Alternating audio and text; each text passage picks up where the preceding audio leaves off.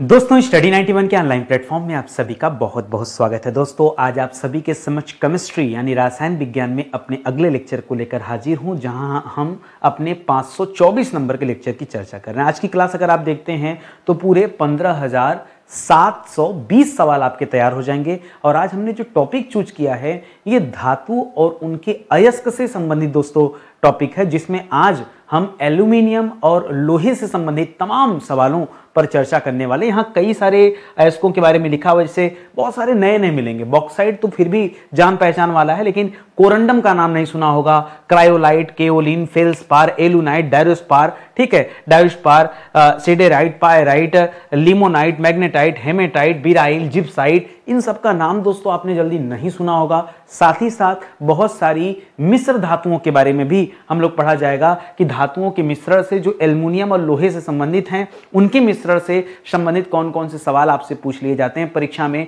इन सभी सवालों पर आज हम चर्चा करने वाले हैं, तो क्लास में बने रहिए। सभी सवालों का अच्छे ढंग से आपको उत्तर मिलेगा, ठीक है। भरोसा हो और बिलीव हो स्टडी 91 पर तो आप एक मौका दीजिए, हमारे एप्लीकेशन को प्ले स्टोर से डाउनलोड कीजिए और कम से कम डेमो आप जरूर देखिए। हमने बहुत सारे पेड कोर्सेज स्टार्ट किए हैं। हिंदी तो अपनी जगह ठीक है, इसके अलावा जीएसके सेगमेंट की क्लासेस भी आ चुकी हैं, तो आप एक मौका दीजिए, पढ़ के देखिए, ठीक है। जो इंसान यूट्यूब पर इतनी अच्छी क्लास दे सकता है, इतना मेहनत करके आपको पढ़ा सकता है, फिर अपने पेड कोर्स के लिए मैं स्पेशली कितना मेहनत करता हूँगा ये आप आके हमारे पेड कोर्स में देख सकते हैं, ठीक है। डेमो में देख लीजिए, खुद ही समझ में आ जाएगा कि क्या सही है क्या गलत है, ठीक है। चलिए सवालों पर आते हैं। पहला और आसान सा सवाल, कोरंडम। कोरंडम किस धातु का अयस्क है? देखिए हम जो चैप्टर पढ़ रहे हैं इसमें एल्युमिनियम और लोहे के अयस्क के बारे में पढ़ रहे हैं, यानी उत्तर बड़ा आसान सा है कि एल्युमिनियम और लोहे का अयस्क होगा। आपको नहीं जानकारी तो जानकारी हो जाएगी आज। कोरंडम जो है दोस्तों ये एल्युमिनियम का अयस्क है। किसका अयस्क है दोस्तों? तो पहला आप याद रखिएगा कि यह एल्युमिनियम का अयस्क है, कोरंडम नाम है, ठीक है। लेकिन दोस्तों कोरंडम आप पहचानोगे कैसे? कैसे सर, बॉक्साइट तो फिर भी ठीक है, कोरंडम को कैसे जाना जाए? आप मुझे बताइए, आपने माणिक्य का नाम सुना है? हाँ सर माणिक्य सुना है। नीलम का नाम सुना है? वो भी सुना है सर। रूबी का नाम सुना है? वो भी सुना सर। ये सर तो बहुमूल्य रत्न हैं, बस वो कोरंडम से ही प्राप्त होते हैं, ठीक है। तो याद रखिएगा एल्युमिनियम का अयस्क है और बहुमूल्य रत्नों में, ठीक है, बहुमूल्य रत्न में खास करके आप याद रखेंगे माणिक्य का नाम याद रखेंगे, माणिक्य का नाम याद रखेंगे, रूबी का नाम याद रखेंगे, रूबी का नाम याद रखेंगे और नीलम का नाम याद रखेंगे, ठीक है। माणिक्य, रूबी और नीलम ये तीनों किसके उदाहरण है? ये कोरंडम के उदाहरण है। जी हाँ दोस्तों, ये कोरंडम से ही प्राप्त होते हैं। लिखेगा कोरंडम से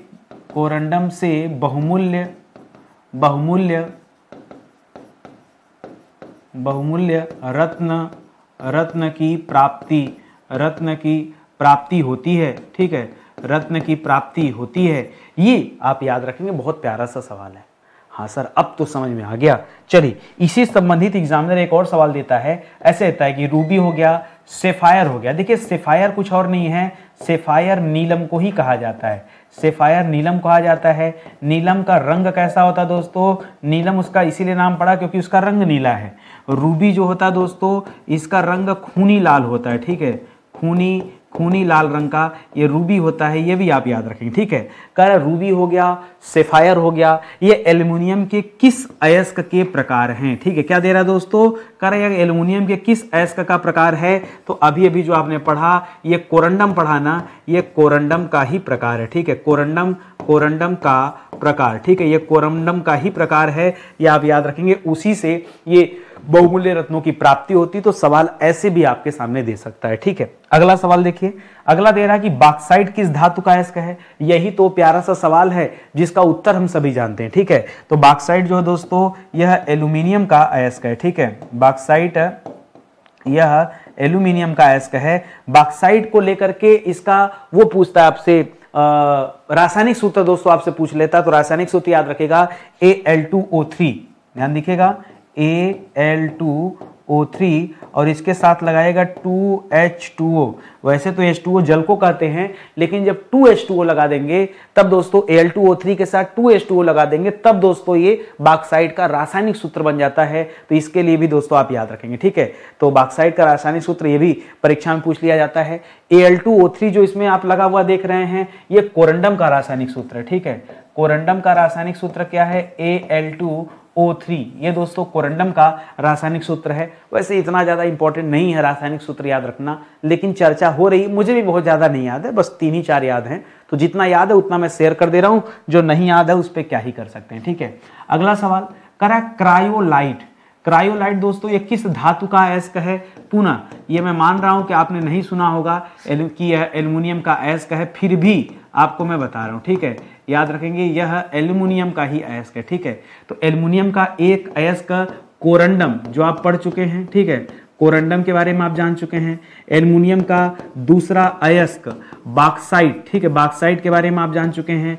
तीसरा अयस्क है क्रायोलाइट, ठीक है, क्रायोलाइट, ये भी आप जान जाइए। चौथा अयस्क अभी आपको आगे मिलेगा केओलिन, पांचवा मिलेगा फेल्सपार। ये सभी के सभी एक तरफ से एल्यूमिनियम के ही अयस्क हैं, लेकिन केवल इतना कहने से काम नहीं चलेगा। देखिए ये जो शब्द दिया यहां पर जो अभी हम पढ़ रहे हैं क्रायोलाइट, ये क्रायोलाइट इतना पढ़ लिया कि एल्यूमिनियम का अयस्क है, ठीक है। उपयोग इसका कहां किया जाता है?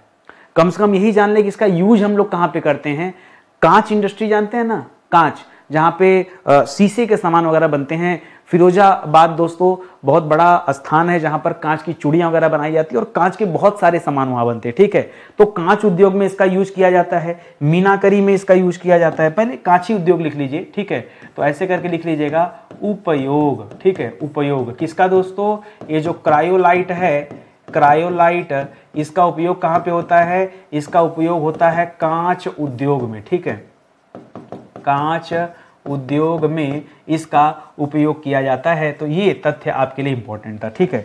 चलिए और आगे चलते हैं, अगले सवाल पर आते हैं। अगला सवाल दे रहा दोस्तों कि केओलिन, केओलिन ये किस धातु का अयस्क है?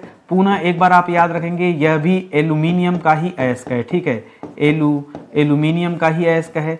उसी तरह से यहां भी सवाल आ जाता है कि इसका उपयोग क्या है, ठीक है, इसका उपयोग क्या है? उपयोग यानी कि इसका, इस केओलिन का उपयोग कहां पे किया जाता है? अयस्क तो ठीक है, उपयोग तो याद रखेंगे। देखिए ये सब मजबूत भी होते हैं। एल्युमिनियम को किस लिए जाना जाता है? जैसे लोहा मजबूत होता है लेकिन वजन बहुत ज्यादा होता है, एल्युमिनियम मजबूती के साथ हल्का होता है। तो ये याद रखेंगे, ये मजबूती के साथ हल्का होता है, ठीक है, मजबूती के साथ साथ साथ साथ साथ साथ यह क्या होता है दोस्तों? यह हल्का भी रहता है, इसलिए एल्युमिनियम के बहुत सारे सामान इससे बनते हैं, ठीक है। एक चीज और जो इंपॉर्टेंट है, इसमें सिलिकॉन पाया जाता है, ठीक है, केओलिन में, ठीक है। अच्छा एक चीज जो मैं बता रहा था अभी, ये हल्का है और इसे ज्यादातर लोग मानते हैं कि एल्युमिनियम का अयस्क, लेकिन कहीं कहीं पे दोस्तों ये माना जाता है कि इसमें से सिलिकॉन पाया जाता है। तो कई लोग सिलिकॉन का अयस्क बोलते हैं, आपको नहीं बोलना है, आप इसको ऐसे बोलिए यह सिलिका का स्रोत है, ठीक है। ये क्या है? यहां से सिलिका प्राप्त किया जाता है, तो स्रोत आप कर सकते हैं, ठीक है। तो केओलिन जो दोस्तों यह स्रोत है, यह स्रोत है सिलिकॉन का। सिलिका मत बोलिएगा, सिलिकॉन बोलिएगा। क्या बोलेंगे? यह सिलिकॉन का स्रोत है। यह आपसे सवाल घुमा फिरा कर पूछ लिया जाता है, तो इसे आप ध्यान रखेंगे। आगे देखिए फेल्सपार, ये तो बहुत फेमस है दोस्तों। फेल्सपार भी किसका अयस्क है दोस्तों? यह भी एल्यूमिनियम का ही अयस्क है और इसका यूज बहुत ज्यादा होता है, ठीक है। फेल्सपार का यूज बहुत ज्यादा होता है दोस्तों। फेल्सपार में याद रखेंगे एल्यूमिना पाया जाता है। फेल्सपार जो होता है दोस्तों, इसमें एल्यूमिनियम डायरेक्ट नहीं मिलता है, मिलता पहले एल्यूमिना है, ठीक है, एल्यूमिना, ठीक है। एल्यूमिना से एल्यूमिनियम प्राप्त किया जाता है, ठीक है। एल्यूमिना से एल्यूमिनियम प्राप्त किया जाता है, उसको गर्म करके एल्यूमिना को, तब दोस्तों एल्यूमिनियम हमें मिलता है। यह आप याद रखेंगे। और यूज कहां पर है? वही कांच में, सिरेमिक वगैरह के रूप में दोस्तों इसका उपयोग किया जाता है। तो उपयोग लिख लीजिएगा दोस्तों इसका, ठीक है। तो पहला उपयोग लिख लीजिएगा कांच उद्योग, ठीक है, कांच उद्योग, या कहीं कहीं पे सिरेमिक शब्द दे देता है, ठीक है। सिरेमिक का संबंध भी दोस्तों उसी से है, कांच से ही है, ठीक है। या फिर पेंट वगैरह के निर्माण में, ठीक है, पेंट पेंट निर्माण में, ये थोड़ा सा अलग है, ठीक है। पेंट निर्माण में बहुत सारी कंपनियां जो पेंट बनाती हैं, जो घर पे पेंट किया जाता है, उस पेंट के निर्माण में भी दोस्तों इसका यूज किया जाता है। किसका? फेल्सपार का यूज किया जाता है। ये एल्युमिनियम का अयस्क कहा जाता है, ये आप याद रखेंगे, ठीक है। चलिए और आगे चलते हैं, अपने अगले सवाल पर आते हैं। थोड़ा नया सवाल भी लग रहा होगा। कई बार आपकी दिक्कत क्या है ना, जब आप नई नई चीजें पढ़ते हैं तो बहुत सारे बच्चों को तो अच्छा लगता है, बहुत सारे बच्चों को लगता है यार नया पढ़ा रहे मास्टर। चलो घर चलते हैं, ठीक है। क्या है, उनको रटी रटाई चीजें पसंद है। उन्होंने जो पढ़ रखा है अगर मैं वो पढ़ाऊं वो खुश हो जाएंगे, मैं कुछ नया पढ़ाऊंगा वो नहीं पढ़ेंगे। दिक्कत क्या है ना, आप फीस नहीं दिए, पैसा देकर आप पढ़ते हैं ना तो आप मेरी बात सुनते हैं। मुझसे कई लोग बोलते हैं कि सर आप फ्री में इतना पढ़ा दिए ना, इस वजह से व्यूज आपका कम आता है। मुझे भी लगता है, लेकिन फिर मैं सोचता हूं यार चलो, बहुत सारे ऐसे बच्चे हैं जो बिना पैसे का भी शिक्षा ग्रहण करना चाहते हैं, उनके लिए तो बेहतर रहेगा। तो ऐसे अगर हम कह रहे हैं 2-4 बच्चे भी संसार में ऐसे हैं तो मैं मान के चलता हूं कि चलो मैं उन्हीं के लिए मेहनत कर रहा हूं, ठीक है। ये हमारा एक तरह से CSR है, कारपोरेट सोशल रिस्पॉन्सिबिलिटी। बड़ी बड़ी संस्थाएं जो है दोस्तों, व्यापारिक संस्थाएं जो हैं, उनका दायित्व होता है कि समाज के लिए कुछ अच्छा करें। तो मैं मान के चलता हूं बच्चों के लिए कुछ अच्छा करना चाह रहा हूं, इस वजह से क्लास दे रहा हूं, ठीक है, उन्हीं के लिए सही। वो एक बच्चा होगा तो भी काफी होगा, ठीक है। उसमें मुझे ऐसा नहीं कि नहीं लाखों व्यूज आएंगे तभी सही है। चलिए एक शब्द है एलुनाइट। एलुनाइट तो एल्यूमिनियम से मिलता जुलता भी शब्द है, तो इसे भी आप याद रख सकते हैं, ठीक है। एलुनाइट जो दोस्तों यह किसका अयस्क है? यह एल्यूमिनियम का अयस्क है, ठीक है। एलुनाइट भी दोस्तों किसका अयस्क है? यह भी एल्यूमिनियम का अयस्क है। ये सिंपल सी भाषा में याद रखेगा। उपयोग दोस्तों कहाँ है? क्योंकि दोस्तों ये जो एलुनाइट है, ये इसमें भरपूर मात्रा में पोटेशियम और सल्फेट पाया जाता है, इसलिए उर्वरक उत्पादन में जो है इसका उपयोग करते हैं, ठीक है।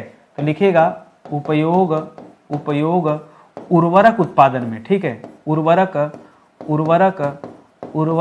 उत्पादन में, ठीक है।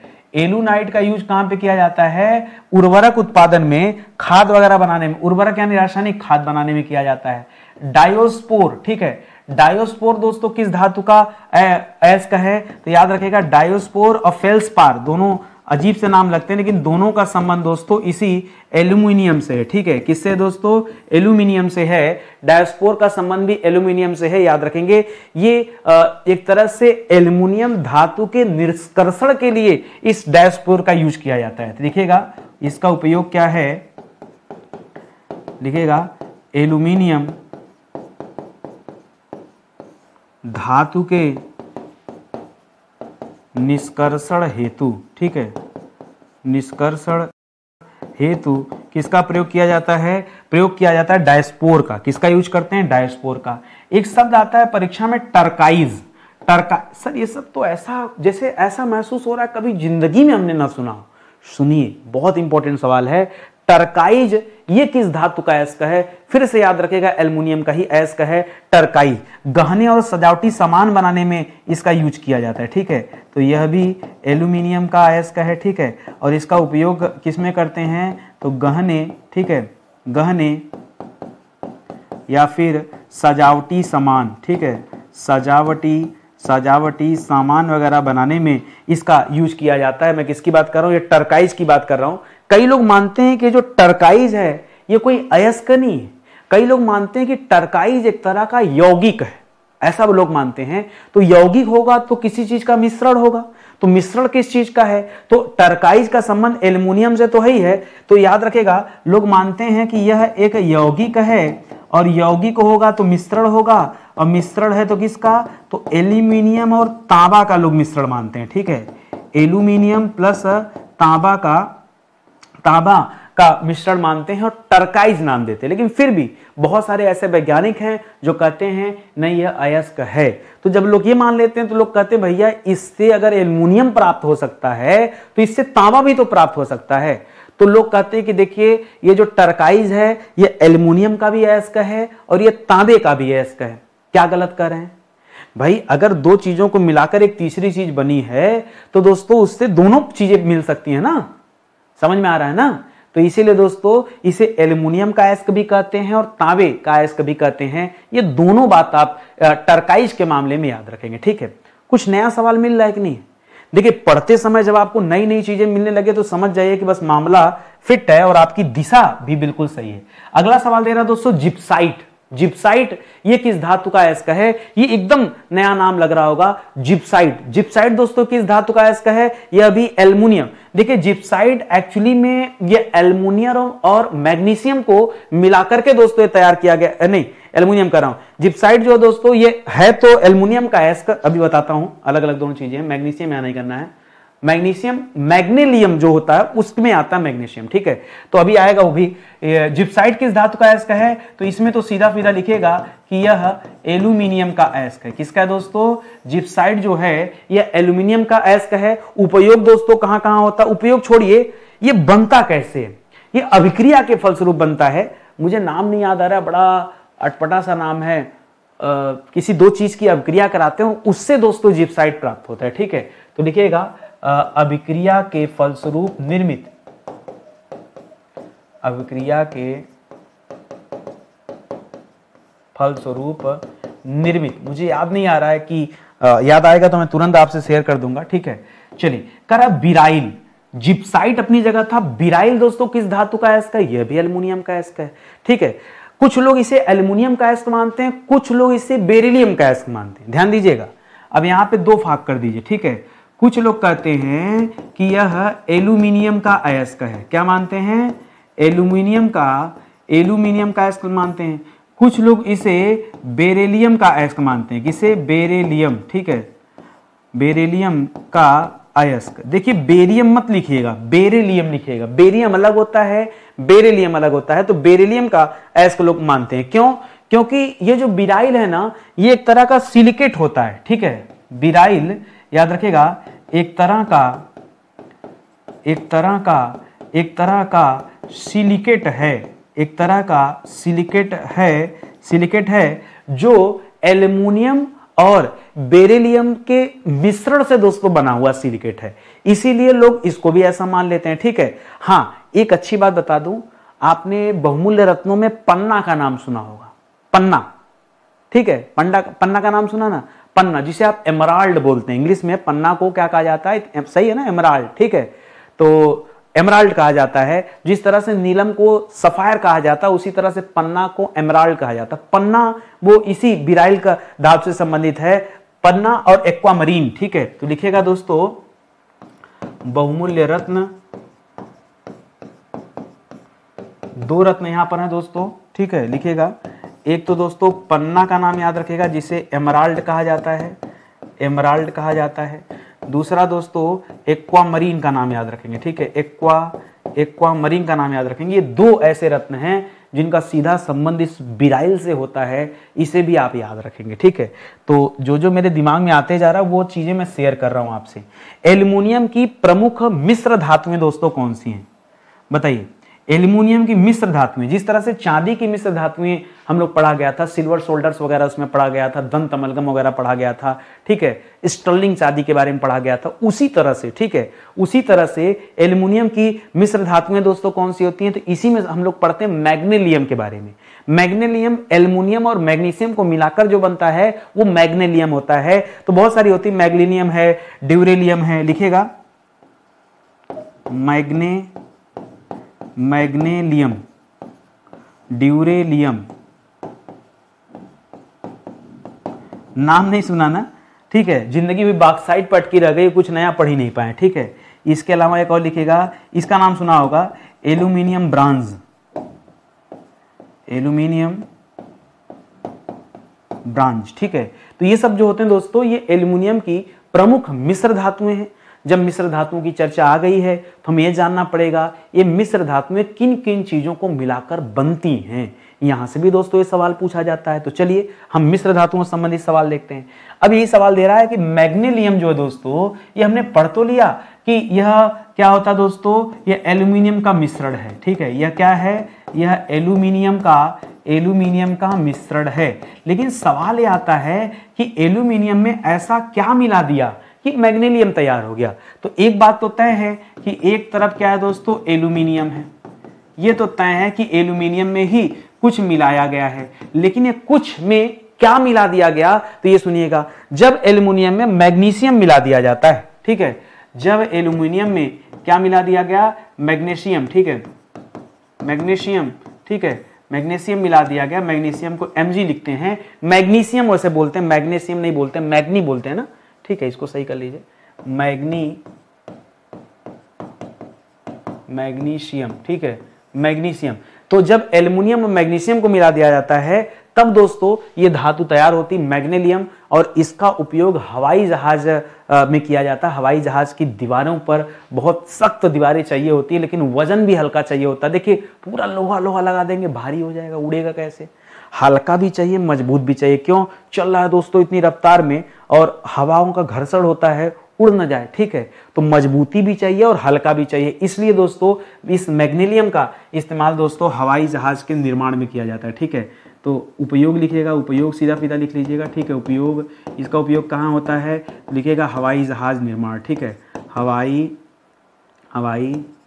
जहाज निर्माण में, ठीक है, हवाई जहाज निर्माण में इसका यूज दोस्तों किया जाता है, मैग्नीशियम का यूज, ठीक है। अगला सवाल कह रहा है ड्यूरेलियम, ठीक है। ड्यूरेलियम दोस्तों ये किस धातु का मिश्रण है, तो ड्यूरेलियम भी दोस्तों यह भी एक तरह से एल्यूमिनियम का ही, क्या दोस्तों, एल्यूमिनियम में अलग अलग चीजों को मिला करके ये ड्यूरेलियम तैयार किया गया। तो क्या मिला दिया गया इसमें, इसमें मिलाया गया मैग्नीशियम, तो पहले से था, ठीक है, एल्यूमिनियम और मैग्नीशियम, ठीक है, मैग्नीशियम शायद ऐसे सही लिखाएगा ना, चलिए चाहे जैसे भी लिखा जाए, ये दो पहले से थे और बाद में इसमें लाकर दोस्तों दो को और जोड़ दिया गया, ठीक है। ये दो पहले एल्यूमिनियम मैग्नीशियम पहले, यानी इसी मैग्नीशियम में यदि दो और चीजों को जोड़ दिया जाए, कॉपर और मैग्नीज, तांबा और मैग्नीज को जोड़ दिया जाए, किसे, तांबा और मैग्नीज, तांबा और मैग्नीज, तांबा को लिखते हैं Cu, मैग्नीज को लिखा जाता है Mn। यदि दोस्तों इन दो चीजों को यहां पे जोड़ दिया जाए तो दोस्तों क्या बन जाएगा, ये ड्यूरेलियम बन जाएगा, ठीक है। मैग्नीशियम में तांबा और मैग्नीज ये दो चीजों को ऐड कर दिया जाए तो ड्यूरेलियम में हो जाएगा। इसका भी यूज उसी हवाई जहाज निर्माण में किया जाता है, ठीक है। तो इसका उपयोग कहां होता है दोस्तों, इसका उपयोग भी हवाई जहाज निर्माण में किया जाता है, ठीक है, जरूरत के हिसाब से हवाई जहाज निर्माण, ठीक है। अब देखिए पूरे हवाई जहाज में दोस्तों ज्यादातर एल्युमिनियम का ही इस्तेमाल किया जाता है, लेकिन फर्क बस इतना है कि कहां से मजबूती ज्यादा चाहिए, कहां कम मजबूती में काम चल सकता है, उस हिसाब से चेंज होता रहता है, ठीक है। एक और है दोस्तों एल्युमिनियम ब्रांज, क्या है दोस्तों, एल्युमिनियम ब्रांज। कह रहा यह किस धातु का मिश्रण है, तो यहां भी तो कंफर्म है कि एल्यूमिनियम तो होगा, ये तो 100% है, क्योंकि एल्युमिनियम के ही ये मिश्र धातु हैं, यानी एल्युमिनियम तो पक्का होगा। एल्युमिनियम के साथ इसमें सिर्फ एक चीज होता है, तांबा मिला होता है, ठीक है। एल्युमिनियम के साथ इसमें क्या मिला होता है, तांबा मिला होता है Cu, ठीक है, ये आप याद रखेंगे, ठीक है। तो क्या बन जाता है, एल्युमिनियम ब्रांज। अच्छा एक चीज मुझे बताइए, ब्रांज में दोस्तों हम लोग क्या पढ़ते हैं, ब्रांज जो होता है दोस्तों इसमें तांबा और टीन मिलाकर तैयार किया जाता है।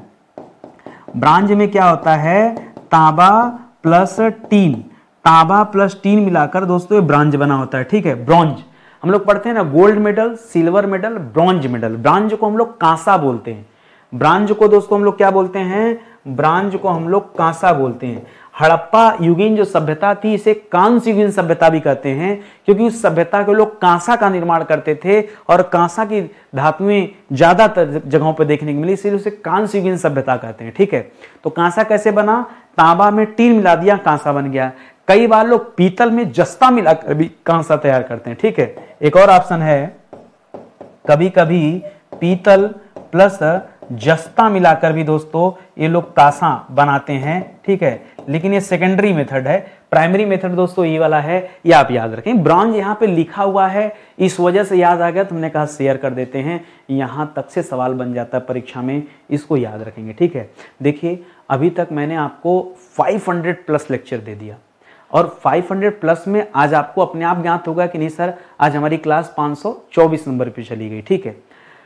524 ही है ना कि 23 चल रही है, 24 सही है, 524 नंबर पे चली गई और कुल मिलाकर 15,720 सवाल आज हमारे तैयार हो रहे हैं। 720, धीरे धीरे 16,000 हो जाएगा। जब तक आप इंतजार करते रहेंगे तब तक तो हम 20,000 पे पहुंच जाएंगे, 25,000 पहुंच जाएंगे। देखिए सवाल तो आते रहेंगे।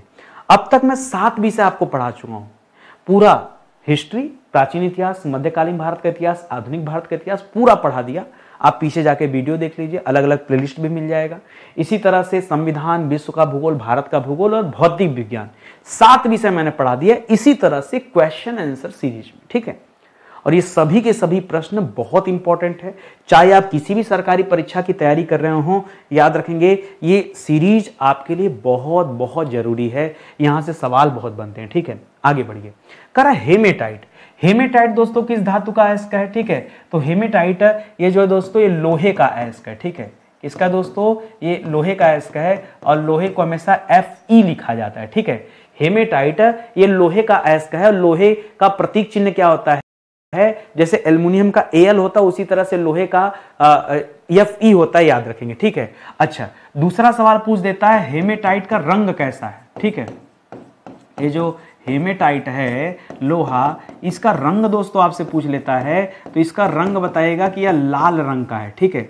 हेमेटाइट का रंग कैसा होता है, लाल रंग का पाया जाता है, ये आप याद रखेंगे। और सूत्र कभी कभी रासायनिक सूत्र पूछ देता है Fe2O3, याद रखेंगे, ठीक है। इसका रासायनिक सूत्र क्या है, Fe2O3, ठीक है। Fe2O3 इसका रासायनिक सूत्र है, ये आप याद रखेंगे, ठीक है। जैसे यहाँ 3 4 है, नीचे वाले में 2 3 है, वैसे 3 4 हो जाएगा। मैग्नेटाइट ये किस धातु का अयस्क है दोस्तों, मैग्नेटाइट भी दोस्तों संयोग से लोहे का ही अयस्क है और इसमें चुंबकत्व का गुण पाया जाता है, ठीक है। किसका, चुंबकत्व का गुण इस मैग्नेटाइट में दोस्तों पाया जाता है, ये भी आप याद रखेंगे। फार्मूला थोड़ा सा चेंज हो जाएगा, जो 2 3 है वो 3 4 हो जाएगा, Fe3O4 हो जाएगा। ये दोस्तों इसका फार्मूला होता है मैग्नेटाइट का, इसे आप याद रखें। मैग्नेट, नाम में ही मैग्नेट लिखा हो, मैग्नेट का मतलब ही चुंबक होता है, तो इसको आप याद रख सकते हैं, यह भी लोहे से ही संबंधित है, ठीक है। करा लिमोनाइट। लिमोनाइट दोस्तों किस धातु का अयस्क है, पुनः दोस्तों याद रखेंगे संयोगवश यह भी जो है लोहे का ही अयस्क है, ठीक है। ये आप याद रखेंगे लिमोनाइट, यह भी किसका है दोस्तों, यह भी लोहे का ही है।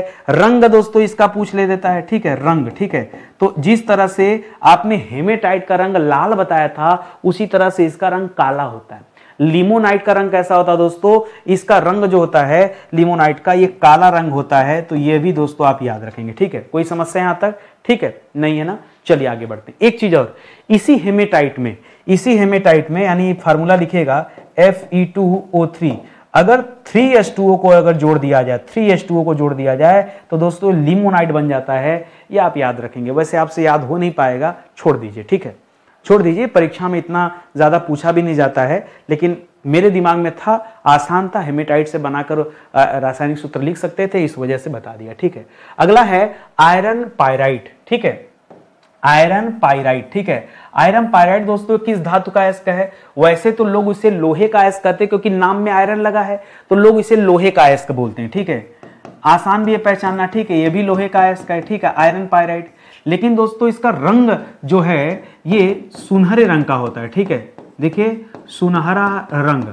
अब आप सोचेंगे लोहा, वो भी सुनहरे रंग का लोहा, इतना सुनहरा कि कंफ्यूज होकर लोग उसे सोना समझ लेते हैं, इतना सुनहरा, एकदम सोने जैसा, ठीक है, सोने जैसा रंग, ठीक है। कई लोग तो जान भी नहीं पाते कि लोहा है। इसीलिए दोस्तों एक नया सवाल यहां पे बनता है कि लोहे के किस अयस्क को मूर्खों का सोना कहा जाता है, मूर्खों का सोना, फुलिश गोल्ड, ठीक है, भी कहा जाता है, वो यही आयरन पायराइट है, ठीक है।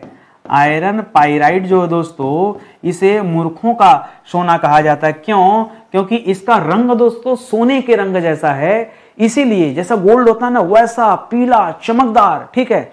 लोग समझ नहीं पाते लोहा की सोना है, ठीक है, मिल जाता है लोग, अरे लोहा में सोना मिल गया, सोना, बाद में तो लोहे का एक नया वैरायटी है, ठीक है, आयरन पायराइट, नाम याद रखेंगे, नहीं पढ़ा होगा, नहीं सुना होगा, आज सुन लीजिए, आयरन पायराइट इसे मूर्खों का सोना भी कहा जाता है, ये आप याद रखेंगे, ठीक है। और आगे चलिए, अगला सवाल करा सीडेराइट, बहुत ध्यान से पढ़िएगा दोस्तों। करा जो सीडेराइट है ये किसका अयस्क है, अब सब तो आप पढ़ते आ रहे हैं लोहे का, बच्चा यहां भी भाग के करेगा कि सीडेराइट जो है दोस्तों ये लोहे का है, और है भी लोहे का, यह भी दोस्तों किसका अयस्क है, यह भी लोहे का अयस्क है। एक सवाल दोस्तों यहां से इंपॉर्टेंट पूछता है, सीडेराइट का अन्य नाम, इसे और किस नाम से जाना जाता है? इसे स्पैथिक आयरन कहा जाता है। क्या कहा जाता है? लिखेंगे सीडेराइट को क्या कहा जाता है?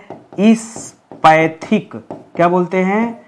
स्पैथिक आयरन, ठीक है। क्या बोलते हैं? स्पैथिक आयरन कहा जाता है, या इसे ब्लैक बैंड भी कहा जाता है, ठीक है। इसी को और क्या कहा जाता है? इसी को ब्लैक ब्लैंड, ठीक है, ब्लैक बैंड भी दोस्तों इसे कहा जाता है। सीडेराइट बोलते हैं, सीडेराइट। यह भी दोस्तों लोहे से ही संबंधित है। तो सीडेराइट किस धातु का है? इसका यह भी लोहे का है। कॉपर पाइराइट, देखिए अभी जो हमने पढ़ा था पीछे, वो पढ़ा था आयरन पाइराइट। क्या पढ़ा था? Iron pyrite. और आयरन पाइराइट को आपने पढ़ा था कि इसे मूर्खों का सोना कहते हैं। क्या कहते हैं? इसे मूर्खों का सोना कहा जाता है। क्यों? इसके कलर की वजह से, इसके सुनहले रंग की वजह से ऐसा कहा जाता है। लेकिन अब सवाल अलग है। सवाल कर रहा है कॉपर पाइराइट ये किसका अयस्क है? भैया नाम में अगर कॉपर लगा है, जब आयरन लगा था तो लोहे का अयस्क था, जब कॉपर लग गया तांबा का अयस्क हो जाएगा। तो इसको जबरदस्ती लोहे का अयस्क मत मानिएगा। यह किसका अयस्क हो जाएगा दोस्तों? यह तांबा का अयस्क है, ठीक है। यह कॉपर यानी तांबा का अयस्क है, क्योंकि कॉपर उसमें लगा भी है। इसी को चाल्कोपाइराइट भी बोलते हैं। इसी को और क्या कहा जाता है? इसी को चाल्कोपाइराइट भी कहा जाता है, ठीक है। ये इसका दूसरा नाम है, ठीक है। तो यहां पे लिख लीजिए अन्य नाम, इसी को चाल्कोपाइराइट भी दोस्तों कहा जाता है। यह भी आप याद रखेंगे, ठीक है। करा विवयानाइट ये किस धातु का दोस्तों अयस्क है? विवयानाइट दोस्तों ये आयरन का ही एक अयस्क माना जाता है, ठीक है। लिखिएगा पहले आयरन यानी क्या हो गया? लोहा यानी क्या हो गया? लोहा यानी Fe, ठीक है। कोई दिक्कत? चाहे आयरन लिखा हो, चाहे लोहा लिखा हो, चाहे Fe लिखा हो।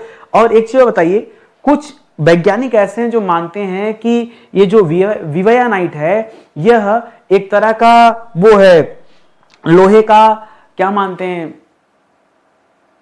नहीं, यौगिक मत बोलिए, यौगिक तो कंपाउंड हो जाएगा। इसे कुछ लोग वो मानते हैं, आयरन फॉस्फेट मानते हैं। क्या मानते हैं? आयरन फॉस्फेट शब्द है, तो ये भी आप यहां पे चाहे तो लिख सकते हैं। और इसमें कोबाल्ट और मैग्नीज भी पाए जाते हैं, ठीक है। लिखिएगा कोबाल्ट और मैग्नीज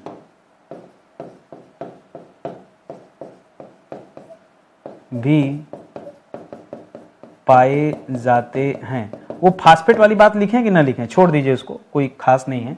लोहे के विभिन्न रूप दोस्तों कौन कौन से हैं? ध्यान सुनिएगा, लोहे का विभिन्न रूप कौन सा है? जैसे पिटवा लोहा, जैसे ढलवा लोहा, जैसे मृदु लोहा, समझ रहे? सुनिए, सुनते जाइए। मृदु लोहा, जैसे इस्पात भी दोस्तों इसी का रूप है, ठीक है। तो ये सब दोस्तों अलग अलग लोहे के रूप हैं, ये लोहे के विभिन्न रूप हैं। अंतर क्या है? सब तो लोहा ही है। अंतर है दोस्तों कार्बन की मात्रा के आधार पर इनका विभाजन किया गया है। कार्बन की कम और ज्यादा मात्रा ये ही डिसाइड करती है इनके विभिन्न रूपों को। तो आइए वो पढ़ लेते हैं। जैसे पहला सवाल दे रहा दोस्तों ढलवा लोहा, ठीक है। ढलवा लोहा मतलब आसानी से ढल जाने वाला, आसानी से ढल जाने वाला लोहा जो होता है इसी को क्या कहते हैं? ढलवा लोहा कहते हैं। करा ढलवा लोहा में कितने प्रतिशत कार्बन होता है? सबसे ज्यादा कार्बन होता है दोस्तों 4%, 4.5% तक, ठीक है। तो 2.5% से लेकर के 4.5% तक, ठीक है। आप यहां कह सकते हैं सर्वाधिक कार्बन, ठीक है। सर्वाधिक कार्बन दोस्तों ये कहां पाया जाता है? ये आपके ढलवा लोहे में पाया जाता है। ये आप याद रखेंगे, ठीक है। और ढलवा लोहे की खासियत है कम तापमान पे पिघल जाता है। बहुत ज्यादा इसको गलाने के लिए अधिक तापमान की जरूरत नहीं पड़ती है। तो लिखिएगा, अलग पेन से लिख देता हूं, कम तापमान पर पिघल जाने वाला, ठीक है। कम तापमान पर पिघल जाने वाला लोहा, ठीक है। कम तापमान पर पिघल जाने वाला यह लोहा होता है। यह आप याद रखेंगे इसके बारे में, ठीक है। और आगे बढ़िए। करा पिटवा लोहे में कितने प्रतिशत तक कार्बन होता है? ये तो ढलवा लोहा बता दिया। अब इसके बाद पिटवा लोहे में इसमें कम कार्बन होता है दोस्तों, और बहुत कम होता है इसमें, 0.1 से लेकर के 0.25% तक दोस्तों ये कार्बन पाया जाता है, तो बहुत कम है। 0.25 समझ रहे हैं, बहुत कम हो गया, ठीक है। और इसको प्राप्त करने के लिए बहुत ज्यादा गर्म करना पड़ता है। इसी ढलवा लोहे को ही गर्म करके दोस्तों प्राप्त किया जाता है। जब इस ढलवा लोहे को हेमेटाइट के साथ मिलाकर गर्म किया जाता है तब हमें पिटवा लोहा प्राप्त होता है। लिखिएगा, जब ढलवा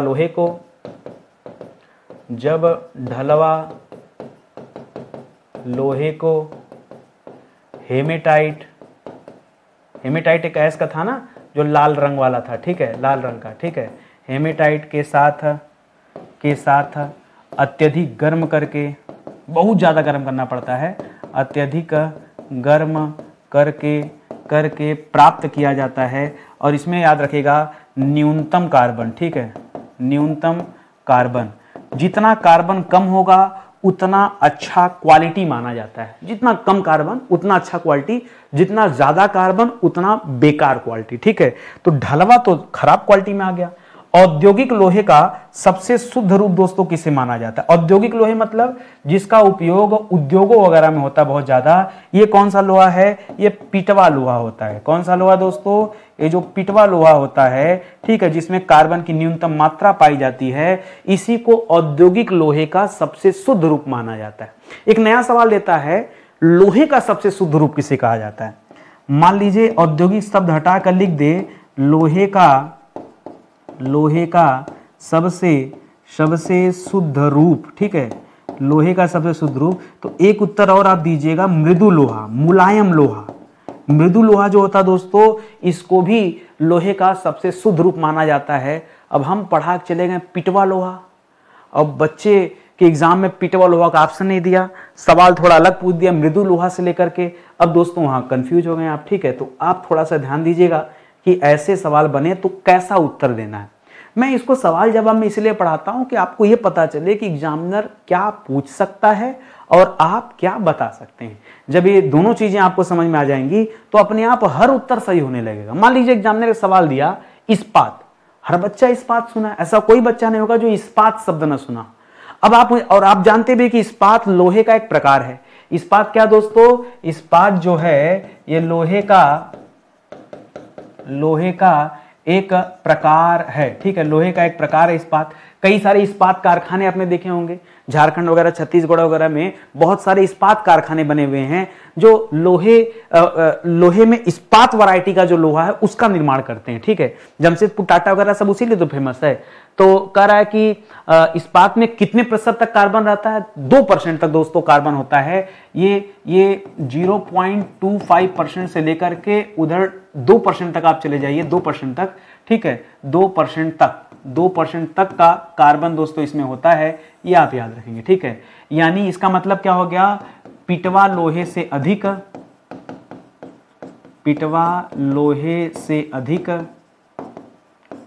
ठीक है, और ढलवा लोहे से कम, ठीक है, क्योंकि ढलवा लोहे में तो 4% तक कार्बन होता है। पिटवा लोहे में आपने कार्बन पढ़ा था 0.1% से लेकर के 0.25% तक, और यहां आपने कार्बन पढ़ा था 2% से लेकर के 4.5% तक, ठीक है। तो इस वजह से दोस्तों ये इसके बीच का होता है। ढलवा लोहा और पिटवा लोहे के बीच का जो लोहा है वो इस्पात होता है, ठीक है, वो इस्पात होता है। ये जल्दी आपको कोई समझाने वाला नहीं है, ठीक है। तो इसको समझिए, बहुत इंपॉर्टेंट सवाल है, इसको एकदम अच्छे से पढ़ लीजिए, रट लीजिए। करा इनवार, ये शब्द तो आपने जीवन में नहीं सुना होगा, पहली बार सुन रहे हैं, सुनिए। इनवार, रविवार, सोमवार, मंगलवार, बुधवार, बृहस्पतिवार, शुक्रवार, शनिवार, इनवार, ठीक है। सप्ताह के 7 वारों का नाम पढ़ा था और वर्ड वार का नाम पढ़ा था, ये इनवार का नाम नहीं पढ़ा था। इनवार किन धातुओं का मिश्रण है? तो याद रखेगा इनवार में यही लोहा होता है, ठीक है, लोहे यानी आयरन यानी Fe के साथ साथ, जब लोहे के साथ साथ आप उसमें वो मिला दीजिए, अरे पृथ्वी के कोर में क्या पाया जाता है? निकिल पाया जाता है ना, निकिल और फेरस, ठीक है, बस वही इनवार है, ठीक है। तो इसमें आप मिला दीजिए निकिल Ni, ठीक है, Ni। तो दोस्तों ये क्या बन जाएगा? बस इसी को हम कहते हैं इनवार, ठीक है, इनवार। और याद रखिएगा पृथ्वी के कोर में, ठीक है, पृथ्वी के कोर यानी केंद्र में, ठीक है, पृथ्वी के केंद्र में दोस्तों यही तो पाया जाता है, तभी तो कहा जाता है कि केंद्र जो है बहुत सख्त है, केंद्र बहुत सख्त है। एक तो सियाल, सीमा, नीफे पढ़ते हैं ना, नीफे, निकिल और फेरस, अरे भूल गए क्या यार। एक पृथ्वी की सबसे ऊपरी परत है जिसमें आप पढ़ते हैं सियाल, सिलिकॉन प्लस एल्युमिनियम, ये सबसे ऊपरी परत है। दूसरी परत है सीमा, सिलिकॉन प्लस मैग्नीशियम, ठीक है, सीमा, ठीक है। और तीसरी परत है नीफे, Ni प्लस Fe, निकिल और फेरस। यही निकिल और फेरस क्या है, यही निकिल और फेरस तो क्या है आपका, इनवार है। हाँ सर, ये तो रसायन विज्ञान को उठा के ज्योग्राफी से जोड़ दिया, तो कहीं भी जोड़िए ना, क्या दिक्कत है। अरे मैंने निकिल बाद में लिखा, लोहा पे कंफ्यूज हो गएगा, नीफे या फेनी एक ही बात है भाई, ठीक है। चलिए आगे बढ़ते हैं। अगला सवाल दे रहा है दोस्तों हमारे सामने कि मैग्नीज इस्पात जो है ये किन धातुओं का मिश्रण है, ठीक है। इस्पात तो लोहा हो गया, मैग्नीज यानी ऐसा लोहा जिसमें मैग्नीज की मात्रा मिली हो, तब दोस्तों उसे कहा जाता है, ठीक है। तो इसमें क्या हो जाएगा, इसमें तो लोहा भी हो जाएगा प्लस मैग्नीज भी हो जाएगा। क्या इसमें और भी कुछ मिलाया जाता है, लोहा यानी Fe हो जाएगा, मैग्नीज यानी Mn हो जाएगा, थोड़ी मात्रा में कार्बन भी मिला दिया जाता है, बिना कार्बन के नहीं बनेगा इस्पात, ठीक है। थोड़ी मात्रा में कार्बन, क्योंकि अगर कार्बन हटा दिए इस्पात कैसा, कार्बन में 2% तक इस्पात होता है ना, क्या लिखा है 2% तक इस्पात होता है ना, तो याद रखेगा इसमें कार्बन भी मिलाते हैं। तो कई लोग कार्बन को नहीं लिखते हैं, केवल इतने को ही कहते हैं कि यही क्या हो गया, यही मैग्नीज इस्पात है, क्योंकि मैग्नीज इस्पात में लोहा और मैग्नीज दो ही चीजें होती है, लेकिन आप याद रखेगा थोड़ी मात्रा में कार्बन, ठीक, थोड़ी मात्रा में, ये कार्बन लिखा है ना, यहां लिख लीजिएगा थोड़ी मात्रा में, थोड़ी मात्रा में, बहुत थोड़ी मात्रा में, अल्प मात्रा में कार्बन चाहिए होता है। और इसी से बनता है स्टेनलेस स्टील। इसी से क्या बनता है दोस्तों, इसी से बनता है स्टेनलेस स्टील, ठीक है, स्टेनलेस स्टील बनता है दोस्तों, ये आप याद रखेंगे, यह भी अच्छा सवाल हो जाएगा। कोई दिक्कत आपको? अब आप मुझे बताइए कि जो चीजें मैं पढ़ा रहा हूं ये चीजें सच में आपके परीक्षा के पॉइंट ऑफ व्यू से इंपॉर्टेंट है या नहीं है। आपको लग भी रहा होगा कि नहीं, ऐसे ही सवाल तो आते हैं परीक्षा में, अगर क्वेश्चन पेपर देखा होगा तो आइडिया होगा आपको, ठीक है। तो आप पढ़िए और मौका दीजिए, एक बार हमारे पेड कोर्स का डेमो देखिए। मैं कभी भी बच्चों को नहीं कहता हूं कि आके मेरा कोर्स खरीद लो, खरीदोगे आप अपने मन से जब चीजें आपके समझ में आएंगी। बस विश्वास और भरोसे वाली बात है, एक बार आके पढ़ के देखो मुझसे। मैंने अलग अलग सब्जेक्ट के बैच बना के रखे हैं, कंप्लीट हिस्ट्री का बैच हमारे पास है, पॉलिटी का बैच हमारे पास है। जो नहीं है वो बच्चा को पहले चाहिए होता है कि सर ज्योग्राफी का दे दीजिए, हमको तो ज्योग्राफी ही चाहिए। अरे पहले हिस्ट्री पढ़ लो, पॉलिटी पढ़ लो, ठीक है। एक बड़ा सब्जेक्ट, एक छोटा सब्जेक्ट, अगर ये 2 सब्जेक्ट कवर कर लेते हैं ना, तो किसी भी परीक्षा का 40% हिस्सा आप कवर कर लेते हैं। 35 से 40% जो है यहाँ से सवाल बनते ही बनते हैं, 35 से 40, क्योंकि यहाँ कंप्लीट हिस्ट्री से करीब 20 से 25% के आसपास का सवाल बनता है और बाकी का सवाल आपके पॉलिटी से बनता है। तो एक बड़ा विषय भाई, इसमें तो प्राचीन, मध्यकालीन, आधुनिक सब आ गया ना, और एक छोटा विषय, ये दोनों को पढ़ लीजिए मिलाकर। फिर इसके बाद जब कंप्लीट हो जाएगा तो हम लोग ज्योग्राफी पे भी काम करेंगे, समय लगेगा काम करने में, ठीक है। लेकिन जब भी आएगा देर आएंगे, दुरुस्त आएंगे और अच्छी क्लास लेकर आएंगे, ठीक है। तो आप आइए, आपका स्वागत है। और बैच ज्वाइन करने में कोई दिक्कत है, बहुत आसान, वैसे प्ले स्टोर पे चले जाइए, एप्लीकेशन है, डाउनलोड कर लीजिए, मेरी फोटो लगी होगी, Nitin sir office study 91 official नाम है, डाउनलोड कर लीजिए, क्लासेस देखिए रजिस्टर्ड करके, डेमो फ्री में है, डेमो देखिए, डेमो भी काफ़ी सारा है, 10-12 घंटे का डेमो है। और आप 2 घंटे 4 घंटे ज़्यादा पढ़ते नहीं, तो डेमो ही लेने में आपको 2-3 दिन बीत जाएगा। तो डेमो देखिए, पसंद आए तो क्लास ज्वाइन कीजिए। कहीं कोई दिक्कत होती, समस्या होती, ये हमारा व्हाट्सअप नंबर है, व्हाट्सअप पे कनेक्ट हो जाइए, हमको सर यही दिक्कत है बताइए मुझे, मैं बताऊंगा सोल्यूशन आपको, ठीक है। तो चलिए, सेशन आज कहीं समाप्त होता है, मिलते हैं अगले लेक्चर में, तब तक के लिए बहुत बहुत धन्यवाद आप सभी का। ये जो क्लास चल रही है, इस क्लास का अगर आपको पीडीएफ वगैरह चाहिए, उसके संदर्भ में कोई जानकारी चाहिए, तो दोस्तों एक नया नंबर है 9026156165, ठीक है, ओनली फॉर पीडीएफ, ठीक है। पीडीएफ और ई बुक के लिए आप यहाँ पे संपर्क कर सकते हैं, ठीक है। और नाम है प्लेटफॉर्म का वैदिकी.com, ठीक है, वैदिकी.com, या इसी नाम का एप्लीकेशन भी है, उसे आप डाउनलोड कर लीजिए। तो इस क्लास का जो पीडीएफ है ये आपको वहाँ मिल जाएगा, और इसी तरह की पूरी जो 500 क्लास है, पूरी पीडीएफ दोस्तों आपको मिल जाएगी वहाँ पर, ठीक है।